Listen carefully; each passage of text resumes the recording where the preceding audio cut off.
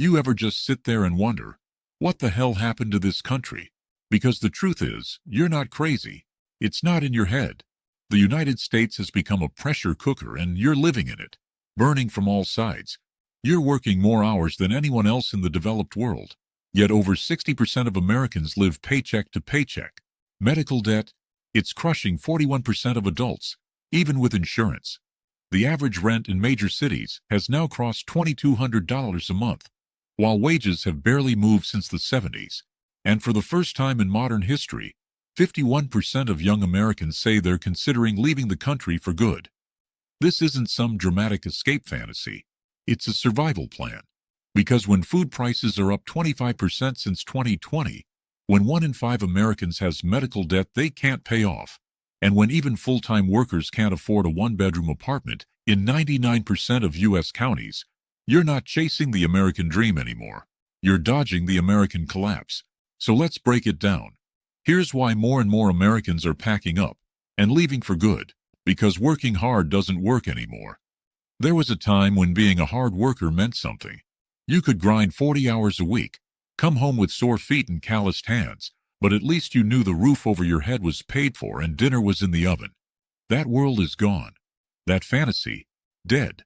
The modern American worker is being devoured alive by a system that no longer rewards effort, only survival.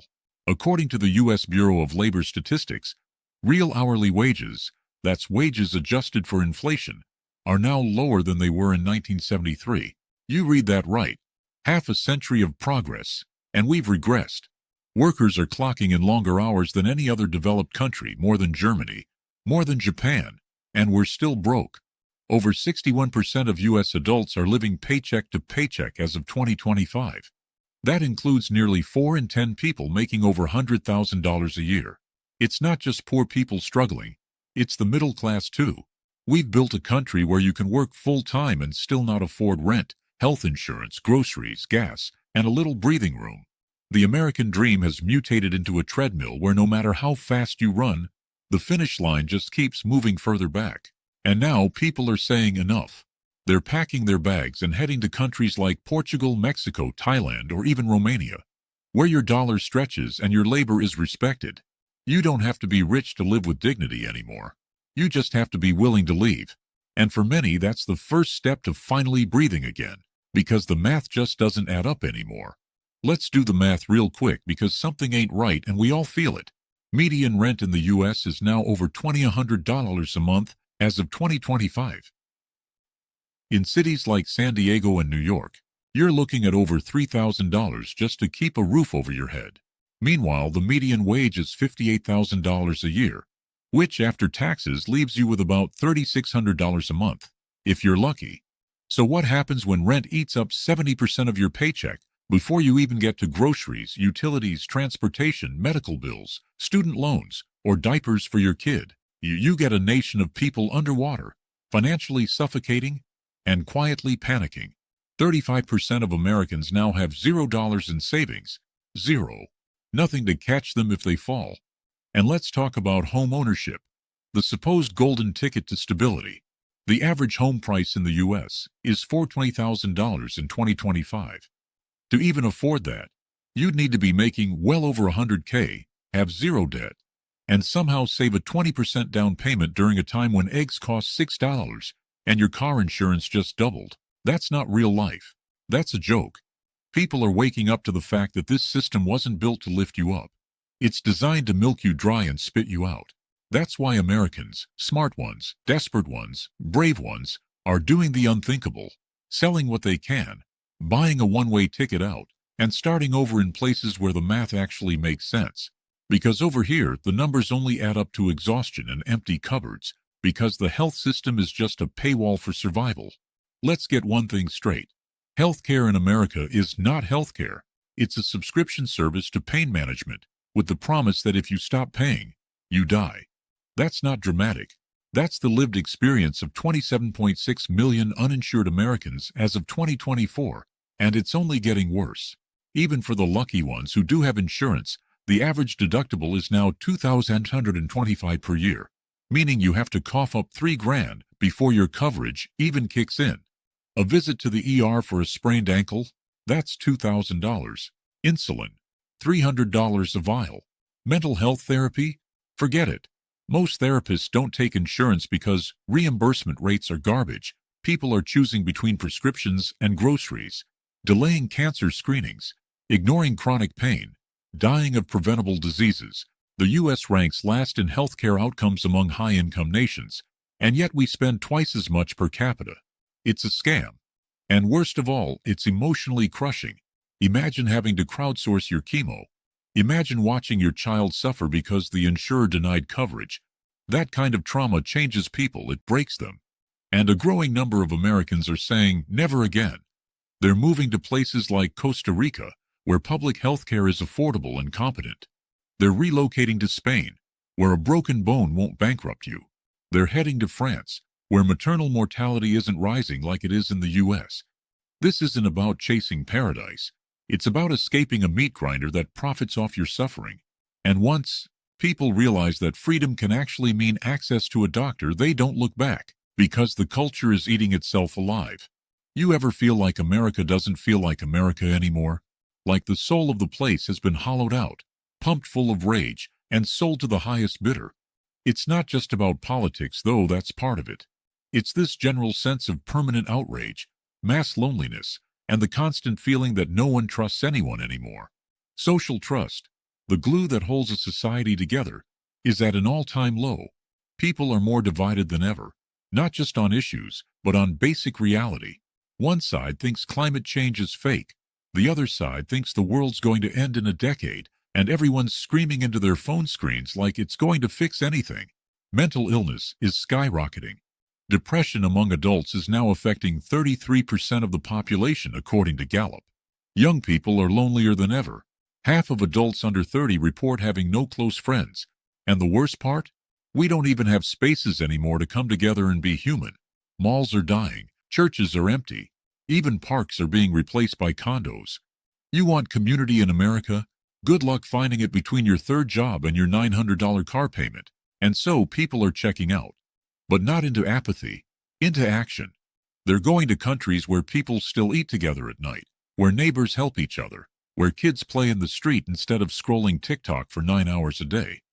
They're tired of watching the culture melt into a toxic sludge of division, despair, and doom scrolling. And honestly, who can blame them? Because crime is no longer a statistic. It's a daily reality. You don't have to watch the evening news anymore to know things have gotten out of hand. You just have to walk out your front door. Maybe it's the liquor store that got smashed in last week. Maybe it's the woman screaming at the corner again. Or maybe it's the neighbor who got carjacked in broad daylight, right outside a grocery store. We're living in a country where even basic safety is starting to feel like a luxury.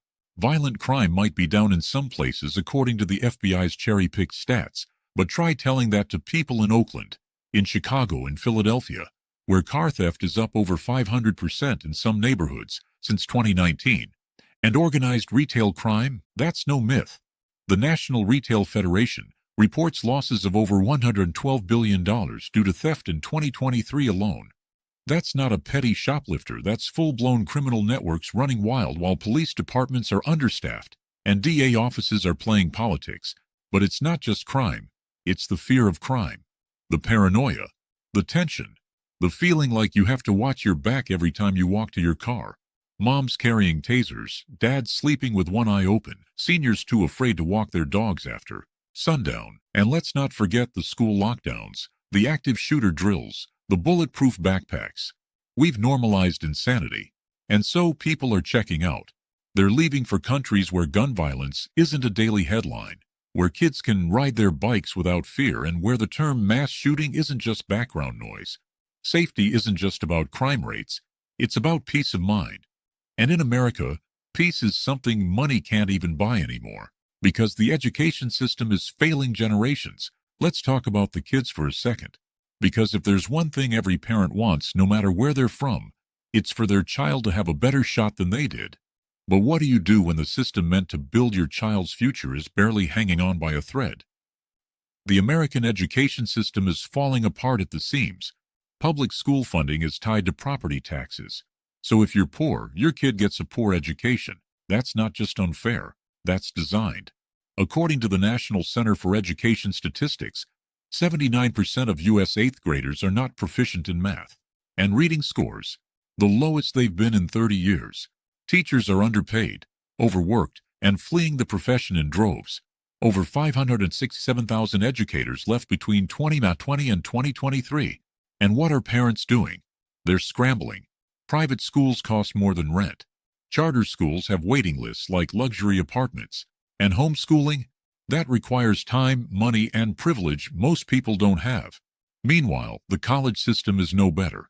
Student debt in the U.S. has hit $1.74 trillion. An entire generation was sold the lie that if you just get a degree, you'll be safe. Instead, they graduated into a job market that doesn't care, with debt they can't discharge, and mental health that's shot to hell. And that's when the light bulb goes off. I can raise my kids in Portugal, Costa Rica, or even Poland, and they'll speak 3 languages, get free health care, and go to college without being shackled by debt. Americans aren't leaving because they hate this country. They're leaving because it's failing their kids. And for many, that's the final straw. Because mental health is imploding in real time. We are a nation that is mentally breaking down in front of itself. You feel it. I feel it. It's not just stress anymore, it's collapse. It's burnout that won't go away. It's waking up exhausted even after 9 hours of sleep.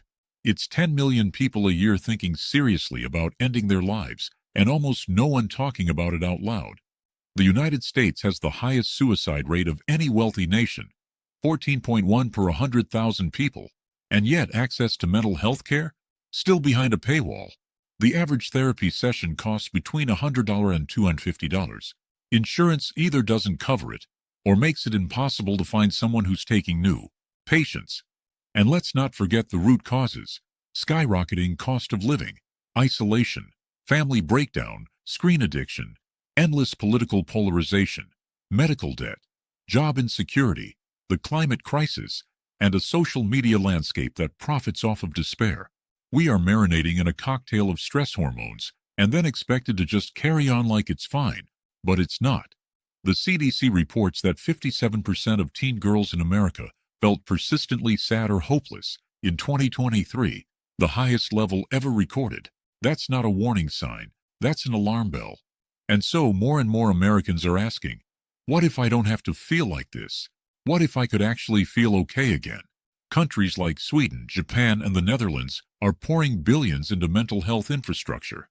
In places like Ecuador and Bali, the pace of life itself is healing. It's not just about leaving a broken system. It's about reclaiming your sanity. And for many, leaving America is the first breath of fresh air they've taken in years, because we were lied to, and now we know it. Here it is, the final reason, the one that ties it all together, the one that hurts the most. We were lied to, every step of the way. We were told if you work hard, you'll make it. If you go to college, you'll be successful. If you buy a house, you're investing in your future. If you play by the rules, you'll be rewarded. But the game was rigged from the start. Wealth has never trickled down. It's trickled up. The top 1% now owns more wealth than the bottom 90% combined. The biggest corporations pay less in taxes than your neighborhood mechanic. The politicians you voted for are bought and sold by lobbyists, and the dream you were sold. It's become a subscription service with no refund policy. Every American generation since the boomers has become poorer than the last. Home ownership is down. Marriage rates are down. Birth rates are down. Faith in government, non-existent. We weren't just handed a raw deal, we were force-fed a fantasy. And now people are realizing, maybe for the first time, they don't have to stay. They don't have to keep playing a game that's stacked against them. They can go. And they are. They're building new lives in places where the rules are fair, the food is clean, and the stress doesn't shorten your lifespan by 10 years. It's not running away. It's waking up.